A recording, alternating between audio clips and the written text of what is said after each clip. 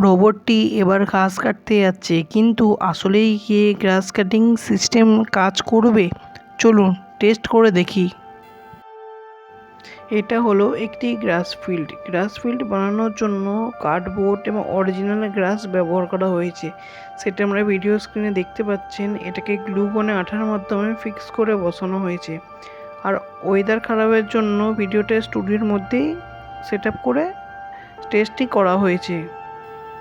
রোবটটির মোটরের পাওয়ার কম হওয়ার জন্য এই রোবটটি আস্তে আস্তে ঘাস কাটছে।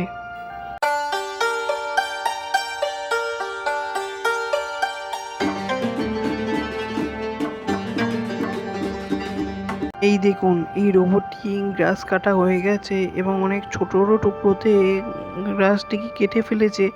কিন্তু মোটরটির পাওয়ার আরও বেশি হলে এটি আরও সুন্দরভাবে আরও ছোটো ছোটো গ্রাসে কাটতো, কারণ এটা ডেমো মডেল, তাই এটা নর্মালভাবে কাট করেছে। শেষ পর্যন্ত আমাদের গ্রাস কাটিং সিস্টেমের টেস্ট সম্পূর্ণ হলো। আপনারা দেখতে পেলেন এই প্রোটোটাইপের মোটর খুব বেশি পাওয়ারফুল না হওয়ার কারণে গ্রাস কাটতে কিছুটা সময় লাগছে, তবে সিস্টেমটি কাজ করছে এবং গ্রাস কাটতে পারছে। ভবিষ্যতে আরও পাওয়ারফুল মোটর এবং কিছু মডিফিকেশন করলে এই সিস্টেমের পারফরমেন্স আরও ভালো করা সম্ভব হবে। এটা ছিল আমাদের এগ্রিকালচার রোবটের পার্ট 3। আর এই সিরিজের পরবর্তী পার্টে আমরা দেখব এগ্রিকালচার রোবটের ফার্টিলাইজার স্প্রে সিস্টেম। তাই পরের ভিডিওটা দেখতে চ্যানেলটি সাবস্ক্রাইব করে সঙ্গে থাকুন।